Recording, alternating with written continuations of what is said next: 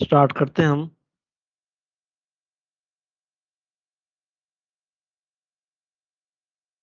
चलें जी, यहाँ पर देखें डाटा प्रोसेसिंग के बारे में बता रहे हैं। मैंने आपको इस चैप्टर के शुरू में बताया था कि एक तो इन्फॉर्मेशन होती है, हमने उसको यानी कि सबसे पहले हमें डाटा मिलता है, फिर हमने उसको प्रोसेस करना होता है, उसको इन्फॉर्मेशन में कन्वर्ट करना है, फिर उस इन्फॉर्मेशन को हमने अपने जो पर्पस है उसके हिसाब से यूटिलाइज करना होता है। अच्छा, इन्फॉर्मेशन वैल्यूएबल होनी चाहिए, टाइमली होनी चाहिए, ठीक है, और रिलेटेड होनी चाहिए, ठीक है। यानी कि उसकी रेलिवेंसी जो उनसे है वो इंतहाई ज़रूरी है। ये ना हो कि आप पूछ कुछ रहे हों और वो बता आपको कुछ रहे हों। उनकी जो क्रेडिबिलिटी है वो सही होनी चाहिए। वो टाइमली आपको पता होना चाहिए। अच्छा, ये सारी चीज़ें जब आप इसको प्रोसेस करेंगे, तो आप इसको किस तरीके से प्रोसेस करेंगे? अगर आप इसको मैनुअली कर रहे होंगे तो वो तो एक अलग चीज़ हो जाती है। लेकिन अगर आप इसको कंप्यूटर बेस करेंगे, the use of computer technology to accomplish transactions oriented data process is known as electronic data processing. यानी कि अगर आप इसको कंप्यूटराइज्ड आप इसको प्रोसेस करेंगे, कंप्यूटर के थ्रू आप अपने डाटे को प्रोसेस करेंगे और उसको कन्वर्ट करेंगे इंफॉर्मेशन के अंदर, तो आपको क्या करेगा, वो इलेक्ट्रॉनिक डाटा प्रोसेसिंग कराएगी। ठीक है।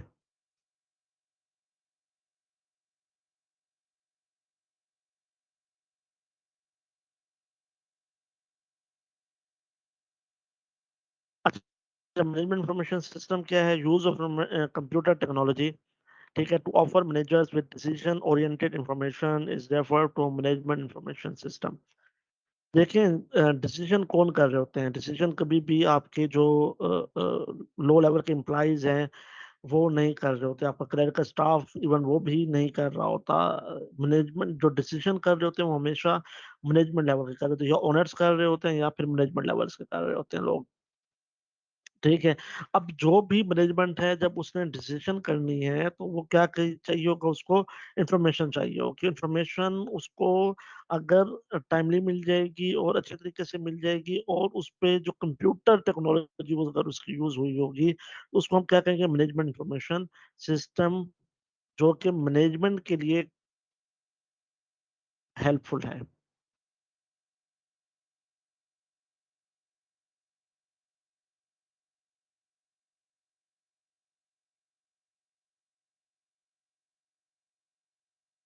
देखें, जो भी डिसीजन मेकिंग करते हैं ना, डिसीजन मेकिंग क्या है? डिसीजन मेकिंग आपके पास मुख्तलिफ सूरतों में हो सकते हैं। मिसाल के तौर पर डिसीजन मेकिंग ये है कि क्या आपने ये प्रोजेक्ट एक्सेप्ट करना है या नहीं करना। डिसीजन मेकिंग ये भी हो सकती है कि आपने इसको खुद बनाना है या बाहर से परचेज करना है। डिसीजन मेकिंग ये भी हो सकती है आपने कितने मुलाजमीन को हायर करना है। डिसीजन मेकिंग ये भी हो सकती है कि इस दफ़ा आपने बोनस देना है या नहीं देना। डिसीजन मेकिंग ये भी हो सकती है कि आपने सैलरीज पे इंक्रीज करना है या नहीं करना। यानी कि हर तरह से आपकी जो डिसीजन मेकिंग है उसकी जो इन्वॉल्वमेंट है वो कौन कर रहा है? वो मैनेजमेंट कर रही होती है। और मैनेजमेंट जब भी डिसीजन मेकिंग करती है वो किसी बेस पर कर रही होती है। ऐसे ही नहीं कि मैनेजमेंट ने बस एक वाक्य हुआ और उसने डिसीजन ले, नहीं, वो उसने तमाम चीज़ों को, तमाम इंफॉर्मेशन को गैदर करना होता है, तमाम रेलेवेंट इंफॉर्मेशन को देखना होता है, चेक करना होता है, प्रीवियस हिस्ट्री को भी उसने चेक करना होता है, और फ्यूचर की जो एक्सपेक्टेशंस हैं उनको भी साथ देखने के बाद उसने ये देखना होता है कि कौन-सी चीज़, कौन-सा ऐसा फैसला होगा जो कि ऑर्गनाइज़ेशन के लिए, एंटिटी के लिए फ़ायदेमंद होगा। और जो चीज़ ऑर्गनाइज़ेशन के लिए फ़ायदेमंद होगी, वो इन तमाम इन्फॉर्मेशन को देखने के बाद वो वही डिसीज़न लेता है। ठीक है? अब उसके बाद हमारे पास आता है डिसीज़न सपोर्ट सिस्टम।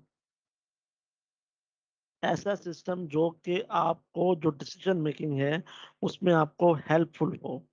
ठीक है?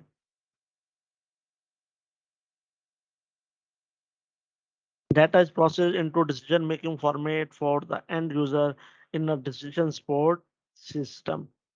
ठीक है, जो कि आप जो भी आप डिसीजन कर रहे हैं उसको सपोर्ट करें।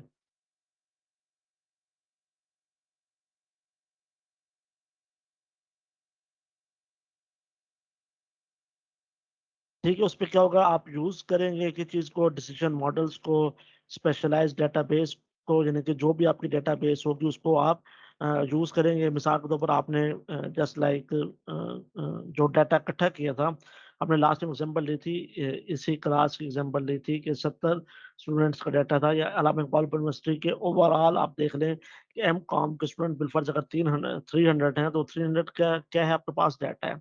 अब उस डाटे के अंदर से आपने इन्फॉर्मेशन कलेक्ट करनी है, ठीक है? तो वो जो डाटा होगा वो किस में होगा? वो डेटाबेस के अंदर होगा। उससे क्या होगा स्पेशलाइज़्ड डेटाबेस के अंदर वो डाटा सेव होगा, ठीक है? उसमें से इन्फॉर्मेशन गैदर करनी है। इसी तरह जो अकाउंटिंग की होगी या जो डिसीज़न मेकिंग मैनेजमेंट कर रही होगी, उसके पास भी एक डेटाबेस मौजूद होगी और उसमें से फिर वो डिसीज़न लेंगे कि हाँ भाई इस डेटाबेस के हवाले से ये इन्फॉर्मेशन हमें मिलती है और इस डिसीज़न के हवाले से हमने इस इन्फॉर्मेशन को इस तरीके से यूज़ करना है।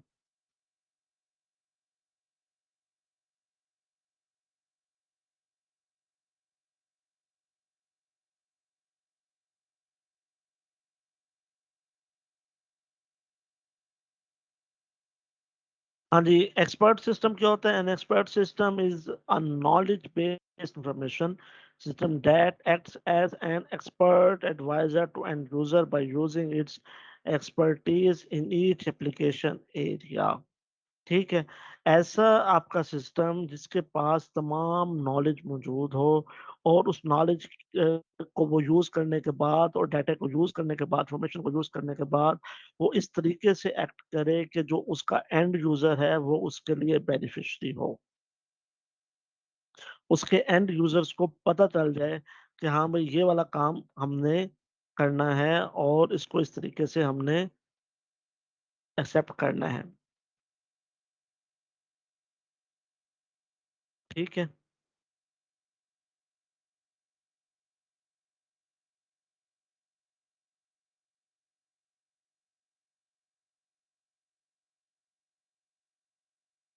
अच्छा, इन दोनों के दरमियान डिफरेंस क्या है? जो ऊपर हमने पढ़ा था अ, जो डीएसएस हमने पढ़ा था, उसके अंदर और जो हम ईएस ये पढ़ रहे हैं, एक्सपर्ट सिस्टम, इसमें क्या फ़र्क है? The difference between an ES and DSS is that DSS aids a user in making choice.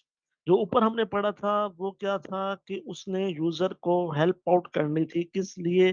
कि आपने चॉइस बनानी है, आपने डिसीज़न लेनी है कि क्या काम आपने एक्चुअली करना है, वो डिसीजन मेकिंग आपने करनी है। जबकि ईएस क्या करेगा, वो खुद डिसीजन बनाएगा कि नहीं जी ये चीज़ ऐसा नहीं है। जस्ट लाइक आप ये देख लें जो आजकल के रोबोट्स वगैरह आ रहे हैं, वो भी क्या कर रहे हैं, वो खुद अपनी जो भी उनको कहा जाता है फिर उस हिसाब से वो डिसीजन मेकिंग कर रहे होते हैं।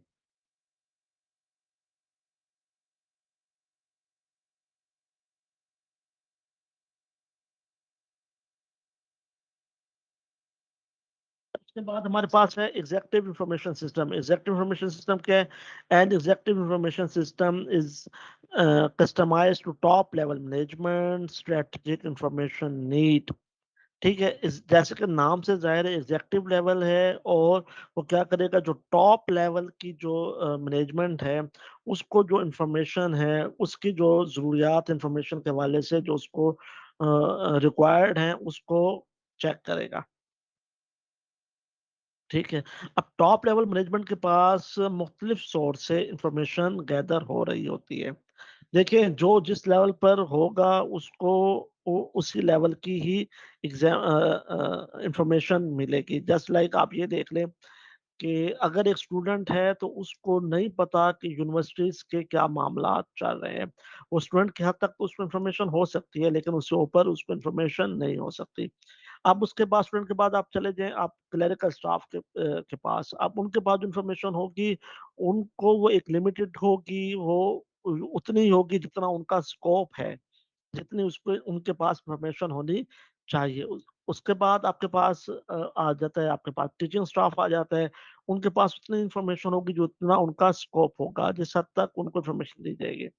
अब आ जाती है मैनेजमेंट लेवल, मैनेजमेंट के पास तमाम इन्फॉर्मेशन होती है, उसके पास सोर्सेज़ भी मुख्तलिफ होते हैं। उसके पास ज़रूरी नहीं है कि जो आपके पास जो अपने एम्प्लॉइज़ हैं, सिर्फ़ वही आपको इन्फॉर्मेशन दें, नहीं, उसके पास अदर सोर्स भी उनके पास अवेलेबल होते हैं। वो कौन-कौन से होते हैं? वो आपके पास टेलीविज़न भी हो सकती है, मैगज़ीन भी हो सकती है, सोशल इवेंट्स भी हो सकते हैं, ठीक है? वहाँ से क्या कर रहे होते हैं वो इन्फॉर्मेशन को गैदर कर रहे होते हैं। उनके पास ऑटोमैटिकली इन्फॉर्मेशन पहुँच रही होती है कि अदर स्कूल्स के अंदर ये सिस्टम चल रहा है, अदर स्कूल्स वाले ये कर रहे हैं, ये ऐसे-ऐसे काम कर रहे हैं, ये इस तरीके से काम कर रहे हैं। जबकि जो आपके जो लो लेवल के एम्प्लॉइज़ हैं, उनको इस चीज़ का पता नहीं होता। वो किनको पता होता है, वो एग्ज़ेक्टिव लेवल के जो मैनेजर्स होते हैं, उनको इस चीज़ का पता होता है, ठीक है? अब वो उस डाटे को जितना भी उनको डाटा अवेलेबल होता है, उसको हैंडल करते हैं कि हाँ, भई ये डाटा हमें अवेलेबल हुआ है, हमने उसको अब किस तरीके से यूटिलाइज़ करना है। और अब वो क्या करते हैं, वो इसको क्विकली एक्सेस करते हैं, किस लिए?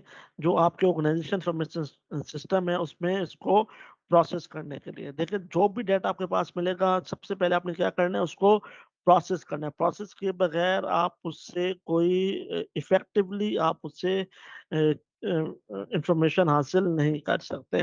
आपको डाटे पर प्रोसेस करना पड़ेगा। इसलिए जैसे ही उनको डाटा मिलता है मैनेजमेंट को, वो क्या करते हैं, वो इसको फौरी तौर पर ऑर्गेनाइज़ेशन का जो इन्फॉर्मेशन सिस्टम है उसमें भेज देते हैं ताकि उसमें प्रोसेस हो सके।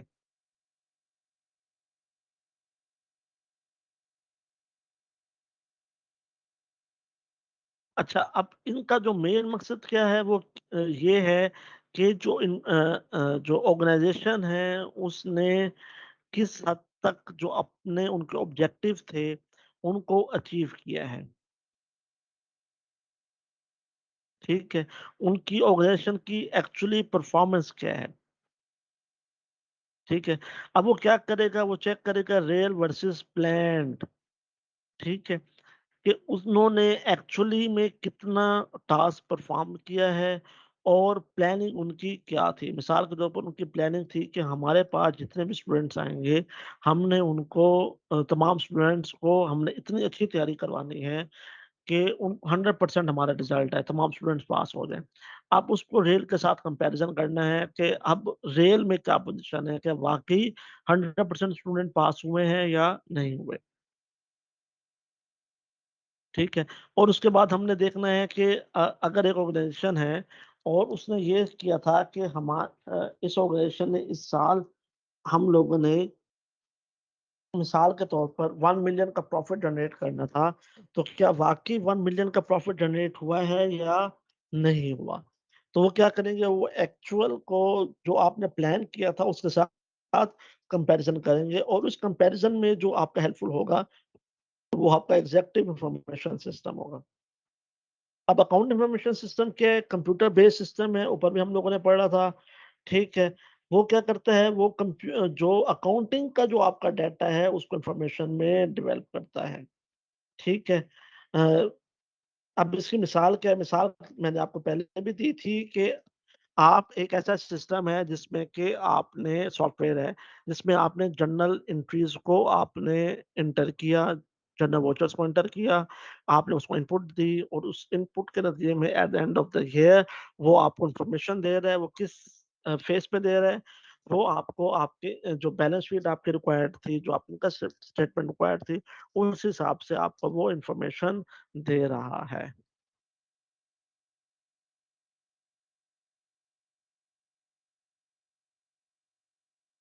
ठीक है। अच्छा, अब ये जो-सा transaction processing cycle, information technology utilisation है और इंफॉर्मेशन सिस्टम डेवलपमेंट है। ये आगे इस दोनों भी पढ़ते हैं जी। ठीक है। अब देखिए जो ट्रांज़ैक्शन प्रोसेसिंग साइकिल है, आप कोई भी काम करें, ठीक है? आपने कोई ट्रांज़ैक्शन की, उसका एक पूरा का पूरा साइकिल है, ठीक है? अब पूरा साइकिल क्या है कि स्टार्ट से लेकर एंड तक आपने उस काम को जो करना है, वो आपका क्या कहलाएगा? वो आपका साइकिल कहलाएगा।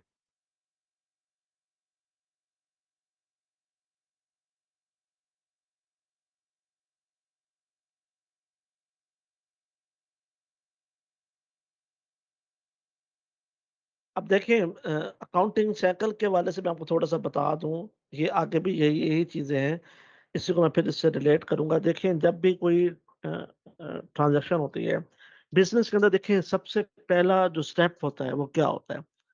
बिज़नेस में अकाउंट्स के वाले से मैं बात कर रहा हूँ, वैसे तो अदर थिंग्स भी बहुत सारी होती हैं।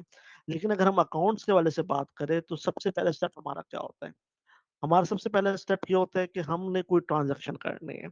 कोई सेल की है, परचेज़ की है, इवन जो ओनर हैं, वो ओनर इक्विटी लेकर आए हैं, आपका बिज़नेस स्टार्ट हुआ है, आपके एसेट्स आपने परचेज़ किए हैं, ठीक है? आपकी लायबिलिटीज़ क्रिएट हुई हैं, आपने बैंक से लोन लिया है, व्हाटएवर आपने जो कुछ भी किया है, सबसे पहले क्या होगी? ट्रांज़ैक्शन होगी।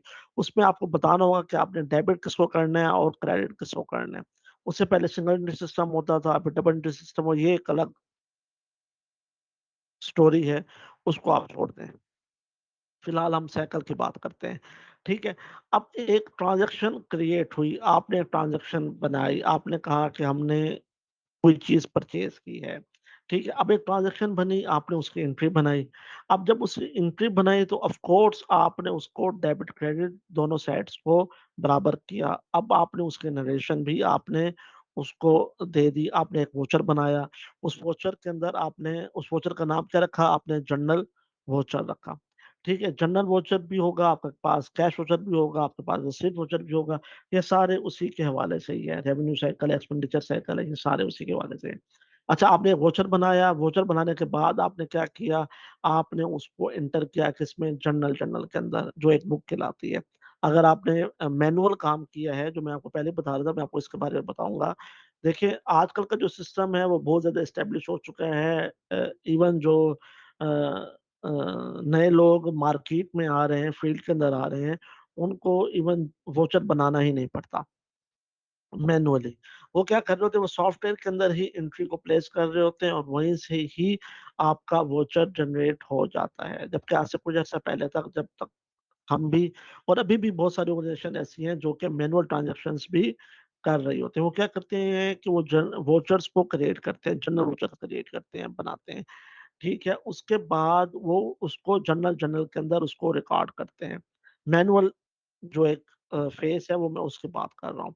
अच्छा उसमें जर्नल जर्नल के अंदर रिकॉर्ड किया और उस रिकॉर्ड करने के बाद अब दोनों में जर्नल वाउचर के ऊपर भी और जर्नल जर्नल के ऊपर भी आपने उसका नंबर लिखना है। वाउचर के ऊपर आपने जनरल जनरल का पेज नंबर लिखना है और वाउचर नंबर जौन-सा है आपने जनरल जनरल बुक के अंदर आपने वाउचर नंबर लिखना है ताकि आप उसको रिलेट कर सकें। ठीक है? जनरल के बाद एंट्री करने के बाद फिर आपने उसको लेजर के अंदर आपने जो उसका मुतल्लिका लेजर है उसके अंदर आपने उसको रिकॉर्ड करना है। लेजर एक बुक होती है उसके अंदर तमाम चीज़ें मेंशन्स होती हैं। चीज़ों से मुराद ये है कि तमाम अकाउंट्स मेंशन होते हैं, जितने भी जिन अकाउंट्स के साथ आप डील कर रहे हैं, बैंक्स के अलग-अलग अकाउंट्स होंगे, तमाम जो भी आपके क्रेडिटर्स हैं, डेटर्स हैं, उनके अलग-अलग अकाउंट्स होंगे, सेल का अलग अलग अकाउंट होगा, परचेज़ का अलग अकाउंट होगा, ठीक है? तो आपने जो मुतल्लिका लेजर का अकाउंट आपने बनाया हुआ है, पेज बनाया हुआ है, उसके ऊपर आपने उसकी एंट्री करनी है। उसके बाद at the end of the year क्या होगा कि आपने उसका ट्रायल बैलेंस बनाना है, जितने उसके एंडिंग बैलेंस होंगे आपके पास और उन ट्रायल बैलेंस को क्या होना चाहिए, बैलेंस होना चाहिए। उसके बाद फिर आप उसका इनकम स्टेटमेंट बनाते हैं और उसका आप लिंक करते हैं बैलेंस शीट के साथ, ठीक है?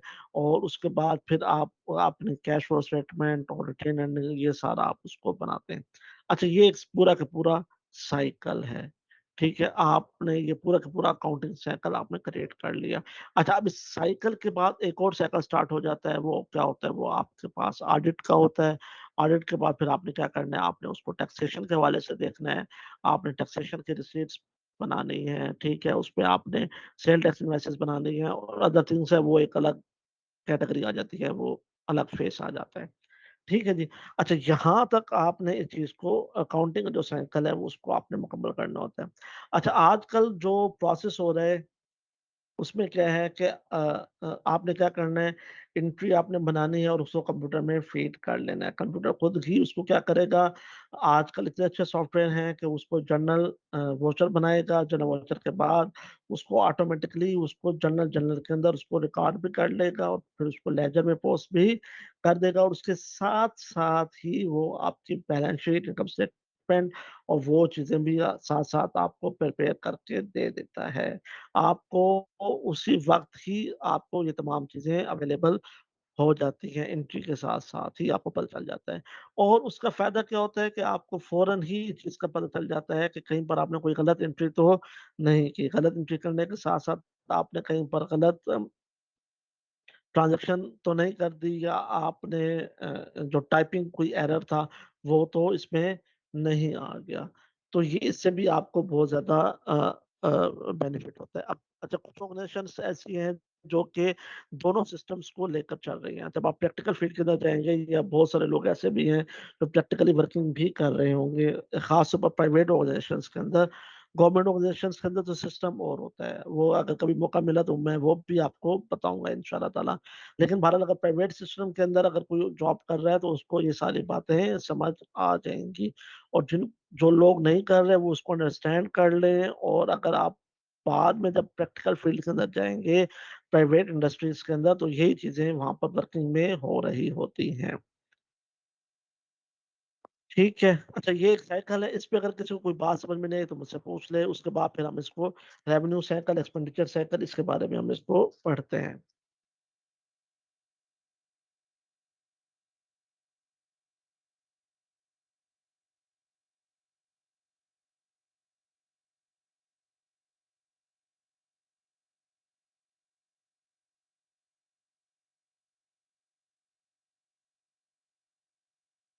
हाँ जी, चलें जी, अच्छी बात है।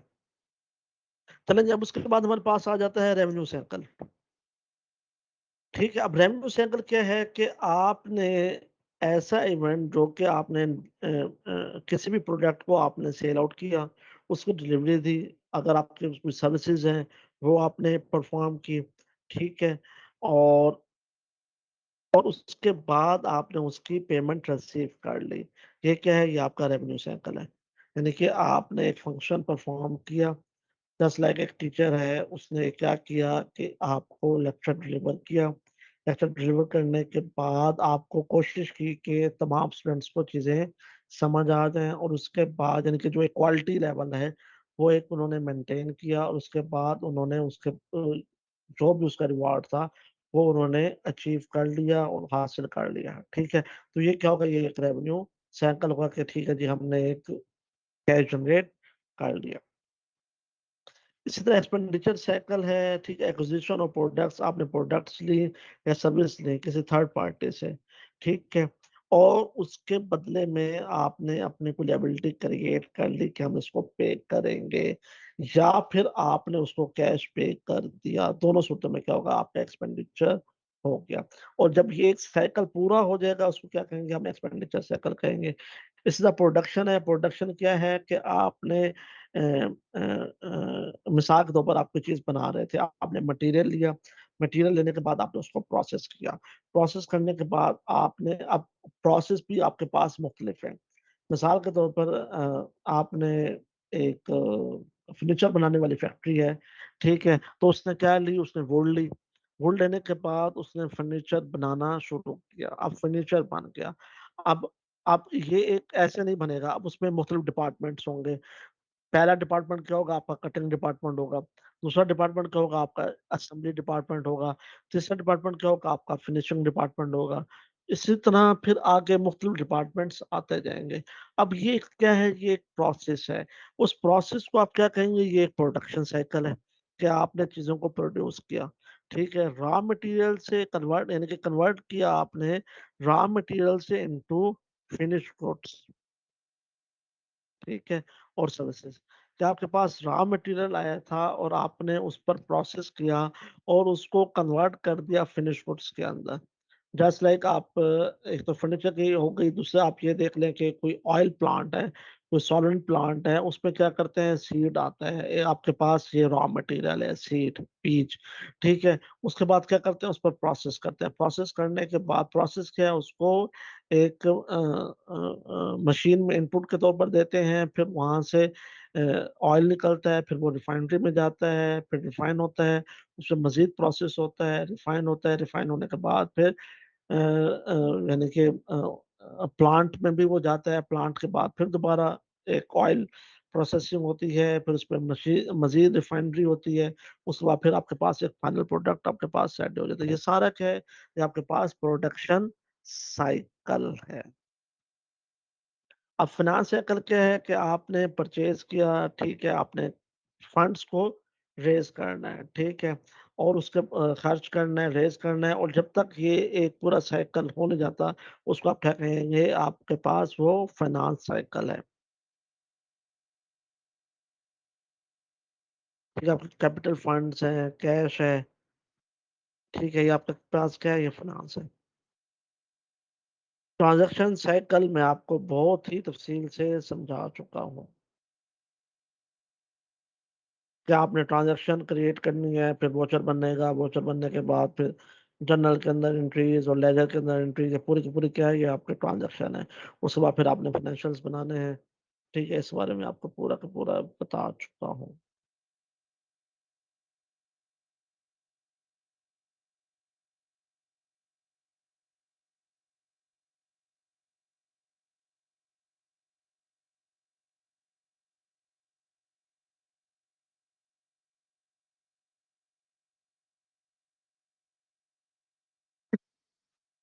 जी, उसके बाद हमारे पास जो नेक्स्ट टॉपिक है, वो हमारे पास है फंडामेंटल सिस्टम प्रिंसिपल्स। जो फंडामेंटल सिस्टम प्रिंसिपल्स है, उसमें क्या है कि आपने जो अपने पास रिकॉर्ड रखना है, by keeping record and developing periodic reports like financial statement and any other detail required है, ठीक है। अच्छा, ये ज़रूरी नहीं होता कि जो आपकी रिपोर्ट्स बनेंगी वो आपकी at the end of the financial years he reports बनेंगी, ऐसा ज़रूरी नहीं होता। कोई पीरियड के दरमियान भी आपकी रिपोर्ट्स रिक्वायर्ड कर सकते हैं। अच्छा, कुछ लोग मंथली बेसिस पर भी कर लेते हैं, कुछ लोग क्वार्टरली बेसिस पर भी कर लेते हैं, कुछ लोग सेमी एनुअली भी कर रहे होते हैं। अच्छा, कुछ ऐसी इंडस्ट्रीज़ भी होती हैं जो ये कहती हैं कि हमने एक ट्रांज़ैक्शन एक फ़ेज़ कंप्लीट किया है, उस फ़ेज़ के हिसाब से हमें आप अपने रिपोर्ट्स बनाकर दे दें। अब वो फ़ेज़ क्या है? वो फ़ेज़ क्या है? मिसाल के तौर पर एलसीज़ के बारे में आपने सुना होगा। कोई बता सकता है एलसी किसे कहते हैं?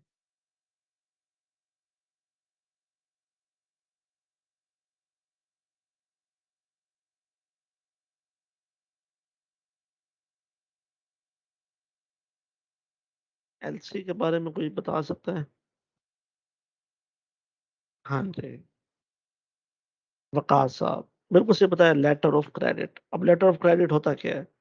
तो थोड़ा-सा मुझे वक़ास आइडिया दे दें आप, ताकि मुझे आइडिया हो कि आपको किस हद तक इसके बारे में पता है।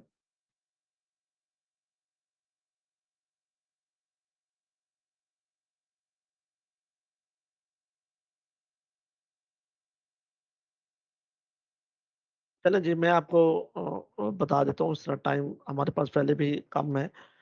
अच्छा देखिए, हम कोई भी इम्पोर्ट करते हैं, letter of credit usually use होता है इम्पोर्ट के हवाले से। ठीक है, हमने इम्पोर्ट किया।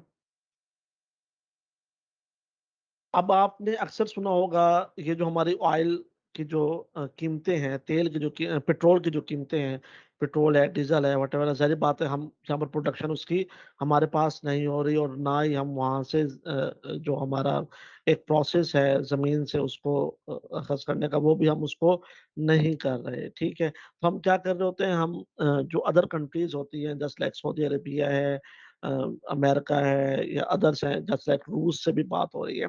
तो वहाँ से हम उसको इम्पोर्ट कर रहे होते हैं। इम्पोर्ट करने के लिए क्या होता है, हम लेटर ऑफ क्रेडिट के थ्रू हम इसको इम्पोर्ट कर रहे होते हैं। अब लेटर ऑफ क्रेडिट क्या होता है, 2 बैंक्स के दरमियान जो बैंक्स होते हैं वो गारंटर बन रहे होते हैं, ठीक है जी, हम इनकी पेमेंट हम करेंगे, इनके बिहाफ़ पर पेमेंट हम करेंगे, ठीक है। और 2 अदर बैंक होते हैं, वो कहते हैं ठीक है जी, इनके आप पेमेंट करें, जो माल की गारंटी होगी वो हम लोग देंगे। तो ये तो एक मुख्तसर सा एक ओवरव्यू है इसका, ठीक है। अब लेटर ऑफ क्रेडिट क्रिएट हो गया, अब आपने मिसाल के तौर पर आप एक सॉल्वेंट प्लांट के अंदर आप वर्किंग कर रहे हैं और यहाँ पर आपको पता है कि पाकिस्तान के अंदर भी मैं आपको इन्फॉर्मेशन दे दूँ कि यहाँ पर जो जस्ट लाइक सरसों का सीड है, रैपसीड जिसे हम कहते हैं या सनफ्लावर सीड है, सूरजमुखी का बीज है या कैनोला है, यहाँ पर प्रोडक्शन उनकी बहुत कम होती है। मेजॉरिटी क्या हो रही होती है कि बाहर से इम्पोर्ट और होता है। आजकल जो आपकी ऑयल की जो प्राइसेज़ हैं, तेल की जस्ट लाइक आपके पास मुख्तलिफ ब्रांड्स हैं, शमा है, सुल्तान है, हूर है, मुख्तलिफ किस्म के ब्रांड्स हैं। आप देख रहे होंगे कि उनकी प्राइसेज़ बहुत ज़्यादा हाई हो गई है। 500 प्लस तक चली गई थी। उसकी वजह क्या है? उसकी वजह ये थी कि यहाँ पर प्रोडक्शन नहीं हो रही, सीड्स की प्रोडक्शन यहाँ पर नहीं हो रही। एग्रीकल्चर मुल्क हमारा है तो सही, लेकिन यहाँ पर इन चीज़ों की प्रोडक्शन नहीं हो रही। तो वो क्या होता है कि वहाँ से इम्पोर्ट करवाया जाता है। इम्पोर्ट कहाँ से कर रहे हैं? लेटर ऑफ क्रेडिट के थ्रू हम लोग उसको इम्पोर्ट करते हैं। कभी कनाडा से इम्पोर्ट कर रहे होते हैं, ऑस्ट्रेलिया से इम्पोर्ट कर रहे होते हैं, मुख्तलिफ कंट्रीज़ से हम लोग इन सीड्स को इम्पोर्ट कर रहे होते हैं। जब इम्पोर्ट करते हैं तो हमें उनको जो पेमेंट करनी होती है वो डॉलर्स में पेमेंट करनी पड़ रही होती है। जब हम डॉलर्स में पेमेंट करते हैं तो ऑफ कोर्स डॉलर का रेट आजकल आपको पता है कि किस हद तक हाई चला गया था। वो तो फिर आजकल थोड़ा-सा दोबारा अ, उसकी डिवैल्यूएशन हुई है डॉलर की, और हमारे जो पाक रुपई है उसकी जो वर्थ है वो इंक्रीज़ हुई है। ठीक है?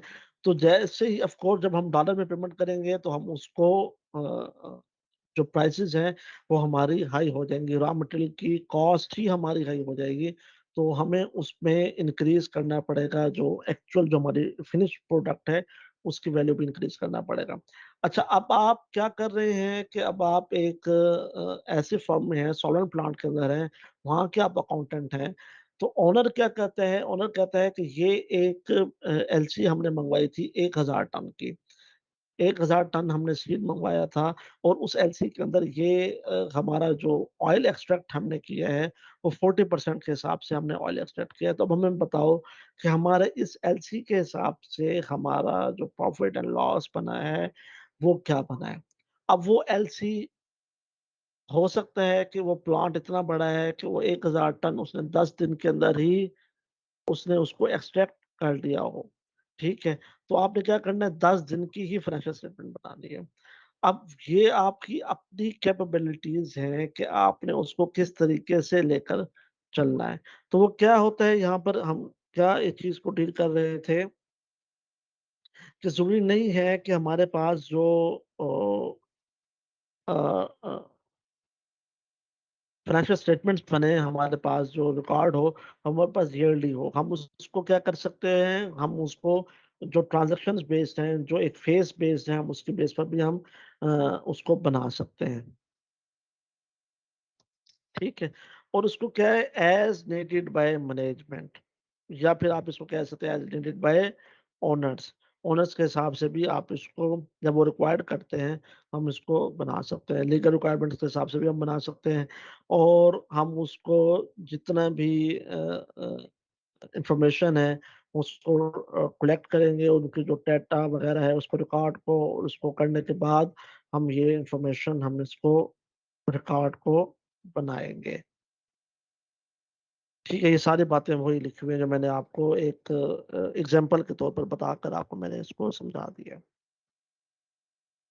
अच्छा, प्रिंसिपल क्या है आपके पास? ये आपके पास 6 प्रिंसिपल्स हैं, ठीक है? कंट्रोल प्रिंसिपल है, रेलेवेंस प्रिंसिपल है, कंपैटिबिलिटी है, प्रॉम्प्टेंस है, फ्लेक्सिबिलिटी है, कैश बेनिफिट है, ठीक है? ये सारे आपके पास प्रिंसिपल्स हैं किसके, अकाउंट इन्फॉर्मेशन सिस्टम के। ठीक है जी। अच्छा, ये टॉपिक बिल्कुल ही अलग है और दरमियान में हमारा टाइम ख़त्म हो जाएगा। तो मैं चाहूँगा कि इसको हम नेक्स्ट उस पर ही रखें, ताकि ये टॉपिक एक ही दफ़ा मैं आपको समझा दूँ। अब तक अगर आपने कोई बात पूछनी है तो मुझसे पूछ लें,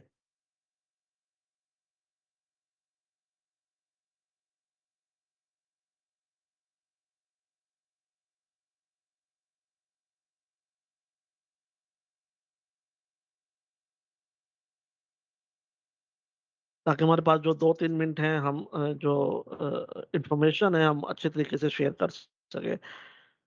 अच्छा जी, वसीम साहब ने पूछा है एलसी में बैंक का रोल भी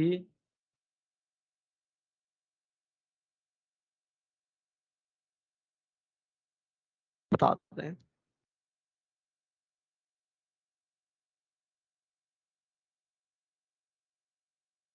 अच्छा, एलसी के बारे में बैंक का रोल बता दें। देखिए, मैंने आपको पहले बताया है कि एलसीज़ क्या होती है, 2 मुख्तलिफ मुल्कों के अंदर एक ट्रांज़ैक्शन हो रही होती है।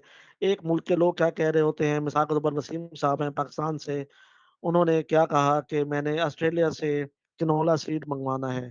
तो वो ऑस्ट्रेलिया जो वहाँ से उसको एक्सपोर्ट करना चाहेंगे, तो वो कहेंगे कि ठीक है जी, हम आपको मिसाल ऑस्ट्रेलिया के अंदर जुनैद बैठा है, उसने कहा ठीक है जी, आप हमसे कैनोला सीड ले लें। तो वो ज़ाहिर बात है कि एक जब हम सीड परचेज़ करेंगे, तो वो हज़ारों में नहीं होगा, वो लाखों डॉलर्स के अंदर उसकी पेमेंट हो रही होती है। तो एक-दूसरे पर बिलीव कोई भी नहीं कर रहा होता कि ठीक है, जो कहते हैं नहीं जी आप हमें माल दे दें, हम आपको पेमेंट दे देंगे, जबकि वो कहते हैं नहीं जी आप हमें पेमेंट दे दें, हम आपको बाद में माल दे देंगे। तो वो क्या होता है, एक-दूसरे पर बिलीव नहीं हो रहा होता। तो इस एक बिलीव को डेवलप करने के लिए वो क्या कर रहे होते हैं, बैंक्स इन्वॉल्व हो जाते हैं। एक बैंक ऑस्ट्रेलिया का होता है और एक बैंक पाकिस्तान का होता है। बैंक्स आपस में कहते हैं ठीक है जी, जो हमारे क्लाइंट्स हैं इनकी इतनी वर्थ है कि हम आपको गारंटी देते हैं कि ये आपको पेमेंट हम इनके बिहाफ़ पर आपको पेमेंट करेंगे। और वो कहते हैं ठीक है जी, आप पेमेंट करें, हम इनके बिहाफ़ पर आपको आपका जो माल है वो आपको पहुँचाएँगे। वो जो एक पूरा प्रोसेस है उसको आप कहते हैं लेटर ऑफ क्रेडिट। ठीक है, लेटर ऑफ क्रेडिट डेवलप होता है, बनता है और प्रिपेयर होता है। उसके बाद फिर क्या होता है कि जो कंपनी होती है, मिसाल वसीम ने जब माल लेना था तो वो वसीम आहिस्ता-आहिस्ता फिर उसको क्रेडिट को पे करेगा अपने बैंक को, ठीक है? यो of course letter of credit तब ही डेवलप होता है जब एक बैंक का एतमाद होता है, फेथ होता है ऑर्गनाइज़ेशन के ऊपर कि हाँ यार, ये इसकी इतनी वर्थ है कि ये हमें उसको पे कर देगा। ठीक है, तो ये एक छोटा-सा है ओवरव्यू। अगर इसमें मज़ीद आपने कोई बात पूछनी है, तो वो आप मुझसे पूछ सकते हैं। देख रहे ट्रांज़ैक्शन साइकिल के बारे में मैंने आपको बहुत क्लियर बताया था कि ट्रांज़ैक्शंस डेवलप होती हैं। आपने वाउचर्स बनाने हैं, वाउचर्स बनाने के बाद आपने जर्नल्स के अंदर रिकॉर्ड करना है। उसके बाद फिर लेजर, लेजर के बाद फिर आपने उनके जो ट्रायल बैलेंस है, फिर बैलेंस शीट है, यानी कि ये पूरी की पूरी ट्रांज़ैक्शन है, उसके हवाले से आपने उसको करना होता है। ठीक है, फाइनेंस साइकिल क्या होता है कि आपने कैश आपने जनरेट करना है और उसको आपने अच्छे तरीके से सर्कुलेट करना है, परचेज़िंग भी करनी है, फिर पेमेंट भी करनी है और दोबारा आपके पास कैश आपके पास आ जाए। तो ये आपका एक फाइनेंशियल साइकिल होता है।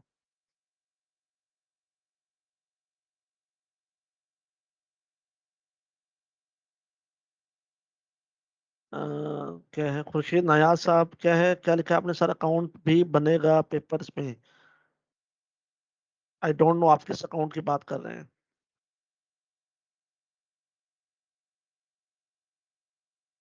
देखें, जो आजकल सॉफ्टवेयर्स वगैरह यूज़ हो रहे हैं, वो कोई स्पेसिफ़िकली नहीं हो रहे होते हैं। वो प्राइवेट ऑर्गनाइज़ेशंस होती हैं, वो अपने ही नाम से सॉफ्टवेयर बनाकर आपको दे रही होती हैं।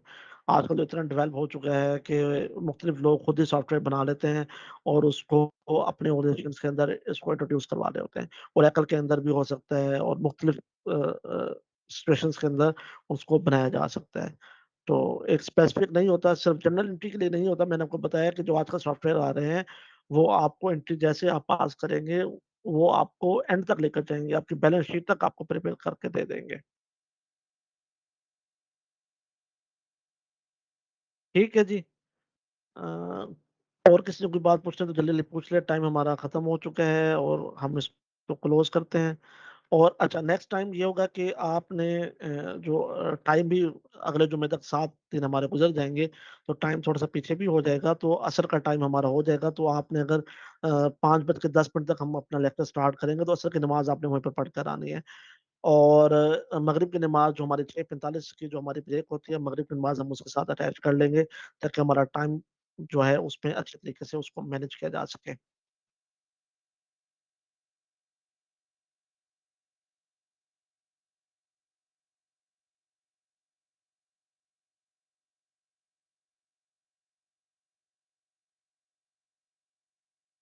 Is there any difference? Sandeep Wasim ने पूछा, is there any difference between financial period and financial cycle means definitions में फ़र्क होगा या नहीं?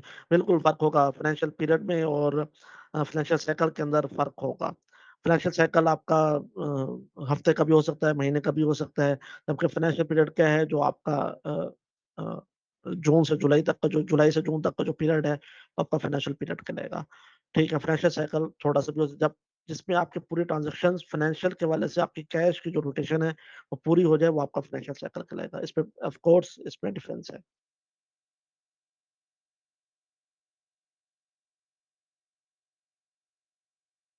किस अकाउंट का बताऊँ नायाब, मुझे आप काइंडली गाइड करें कि किस अकाउंट का बताऊँ? अकाउंट कब बताएँ? किस अकाउंट का बताऊँ मैं?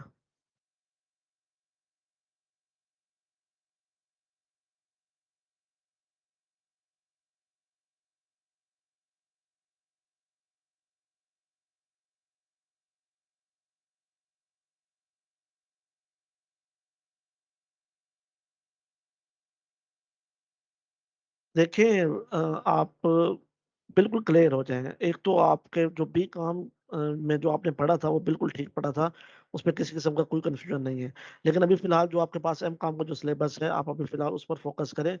यहाँ पर जितने भी अकाउंट्स होंगे आपके जनरल के हवाले से होंगे, आपकी जर्नल एंट्रीज़ भी होंगी, आपकी कैश फ्लो स्टेटमेंट्स होंगी, आपके लीज़ के अकाउंट्स बनेंगे, आपके इंश्योरेंस कंपनी के अकाउंट्स बनेंगे, आपके बैंक रिकन्सिलिएशन के अकाउंट बनेंगे, वो सारे हम बनाएँगे। जब हम बनाएँगे, मैं उस वक़्त आपको इंशाअल्लाह बिल्कुल क्लियर आपको वाज़ेह तौर पर आपको बनाकर भी दिखाऊँगा और आपको क्लियरली आपको इंशाअल्लाह कोशिश करूँगा कि आप उसको अंडरस्टैंड कर सकें।